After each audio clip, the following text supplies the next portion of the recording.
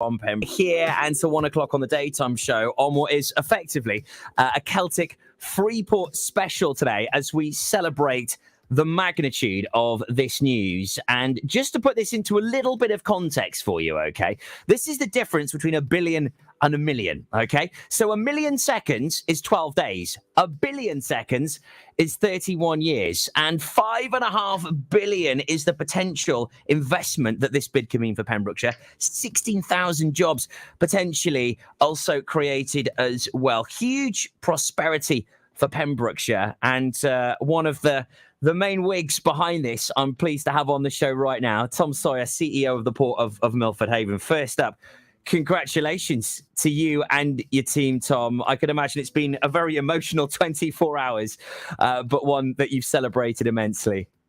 Yeah, Toby, we're absolutely delighted. I mean, a little bit nervous about having the word wig associated with me, but I get what you mean. It will mean a little bit more if you come and see us live on the socials as well, so you can see Tom. Yeah. A really enormous day for us. Absolutely fantastic news. I think we got a little tip off yesterday, and there were, full hearts, tears in eyes. There is a huge amount of work that has gone into this, both within the Port Authority, but also Pembrokeshire County Council, Neath Port Talbot, and our good friends and colleagues over at Associated British Ports at Port Talbot. And on top of that, all of the other supporters that have advocated for us, who have convened activities for us, that have written letters of support and got behind this. I think it is a really wonderful example of when Team Pembrokeshire gets around an idea and speaks with one voice. We can achieve anything, and today is testament to that. It's the start of a long approvals process that we now go through around business case review and actually creating the company that will start operating. But no, a really, really important day, and we are all smiles here today. I could imagine.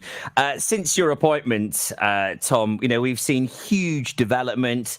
Team Milford, Celtic Collections investing, and now this. What a remarkable start to your position. Well, I mean, it's picking up the baton and continuing what other people started. There is a huge amount of work that has gone in over a number of years. These sort of collaborations don't just happen overnight. The fact that we've been able to prosecute a really successful campaign is off the back of all of those relationships that are in a really good condition, both on the waterway, at council, between councils, with other port operators. That takes an awful lot of time, building client relationships, stakeholder relationships, making sure people believe in what it is that we're trying to achieve. And a huge number of people have been involved in this in some relatively small ways, but some very large ways. And we're really looking forward to delivering on the promise that we've made to the coastal communities, the businesses, and to Welsh and central governments. We've got a lot to deliver now. A culmination of a huge amount of work from lots of people, as you say, Tom, and partnerships. We've had Councillor Paul Miller on with us this morning from Pembrokeshire County Council, Deputy Leader. We've sort of highlighted, the economic benefit to Pembrokeshire, these wonderful job opportunities. It means now potentially, you won't have to go to the likes of Hinckley for these, well-paid jobs that are going to be here on our doorstep. That's absolutely right. And this is good news in terms of the 16,500 jobs across the region. What you should bear in mind is that those are the new jobs. There's also security that this is going to bring to companies and people that are already here and working. Because if you are someone who is in fabrication, you're a coded welder, you're a mechanical or electrical engineer, there's going to be even more of that. But what there's also going to be is significant uplift in the requirement for new marine renewables, green technology, hydrogen technology, expertise, engineering, and competence that doesn't currently exist. So that's absolutely fantastic. And what we as a port are looking forward to is using the Freeport status as the catalyst to attract lots of businesses into the region to use the land that has been identified as being redevelopable or is primed for development, such that we can bring businesses here. That creates jobs. One of the things we're going to have to do, and we're looking forward to doing, is explaining what the opportunities are to a very broad supply chain. We're going to have thousands of people transiting through Pembroke Port. They're going to need accommodation the night before, the night after. Longer term, they're going to be looking for homes and schools. They're going to be using the local economy, both personally and from a business perspective. And then we're going to have all of the stuff we do on the waterway in terms of creating the operational and maintenance base. That's going to be jobs. There's going to be on the water activity and underwater activity, and then a whole array of other business opportunities that will enable existing companies to grow and will allow new companies to come, some of which will be a little bit more of the same, but the vast majority of which will be new technologies, high skills. And as you say, an opportunity to stop the exit from our region of skilled workers, for them to be able to continue to work here, and also a boom period for those organisations that Providence up at Neyland, who run a whole load of engineering courses. Great opportunity for them. Pembrokeshire College doing fantastic work around the destination renewables courses. All of those organisations that now need to come together, who already are speaking with one voice, but we now need to, now's the time for us to actually act and make this a reality and deliver on the trust that's been placed in us. What sort of changes are we going to see to the waterway over the next sort of year or so? I know a lot of the work begins today, but what sort of things can we expect? Already begun, Toby. So when you think of the Pembroke Dock Marine project, that comes in under the Swansea City deal, of which we're a key partner for us in that is Pembrokeshire County Council, but there's a lot of other organisations around the waterway that are party to that.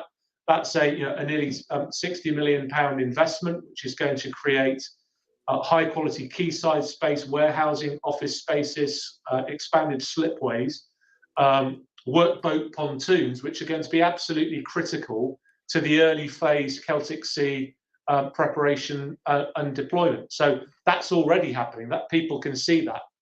The next thing they're going to see at the quayside is, as we get a better idea, and this will be largely linked to the developers and the leasing of, if you like, the space in the Celtic Sea where they're going to deploy their turbines, we'll get a much better idea of what they need from us.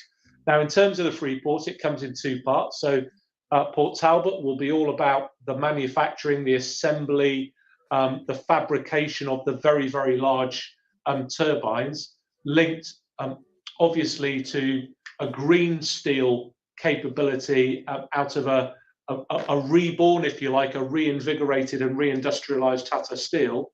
And here we will all be about making sure that we keep the current non-renewable hydrocarbons moving. So the molecules and electrons that we use today, slowly replacing those or enabling the replacement of those with renewable electrons and molecules. But also building out the capacity on the waterway as well. Because what we have to remember here is that the Freeport is here to accelerate the nation's route to net zero. And that means decarbonising this place, which is one of the largest polluters anywhere in the UK, between ourselves and Port Talbot, second largest polluter.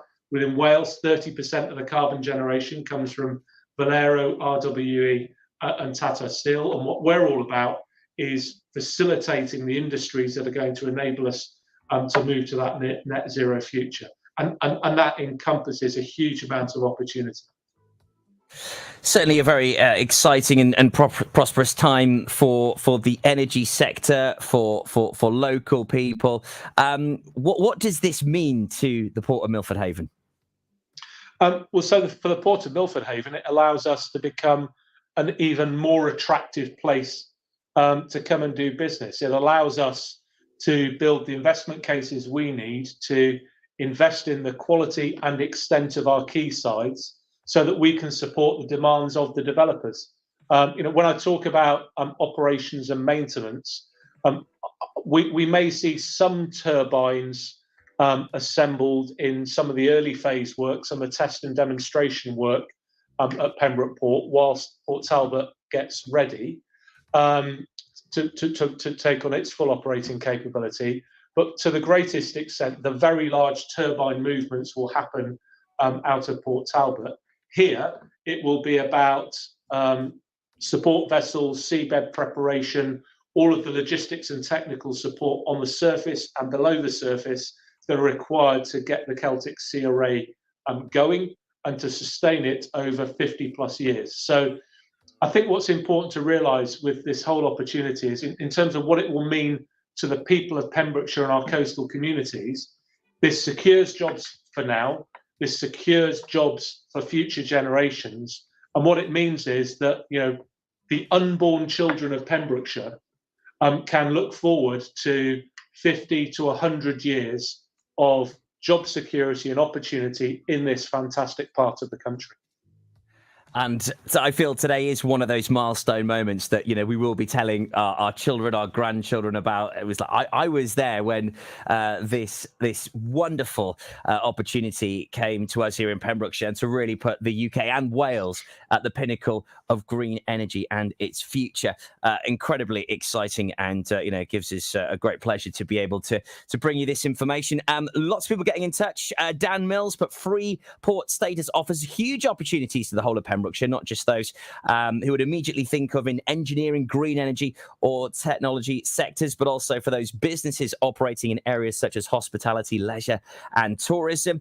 Mike Jones has been in touch as well, saying what a monumental day for Pembrokeshire. I couldn't agree any more. Wonderful news. Again, Tom, congratulations to you and the team. I guess now is just the start of it all, really, but an exciting future you have ahead.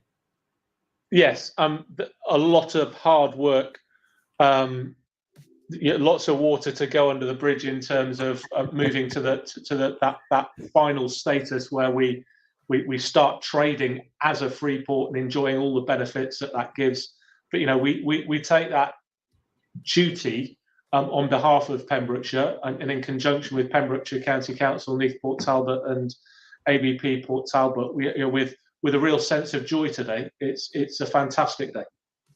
Enjoy the moment. Once again, congratulations to you and all of the team. And as always, thank you for your support as well, Tom. Great having you on the show today. How many more interviews have you got lined up for the rest of today? I'm sure it's a busy schedule.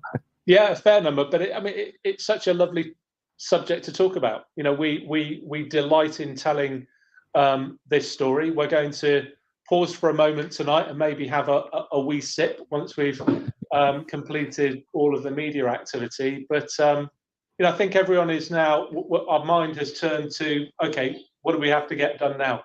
Pausing to mark the moment, which is right, and then really getting stuck into delivering on the promise. And we can't wait to follow that journey here at Pure West Radio. Tom Sawyer, CEO of Port of Milford Haven, congratulations on being successful applicants of this Freeport bid. And no doubt we'll speak again very soon. Cheers, Toby.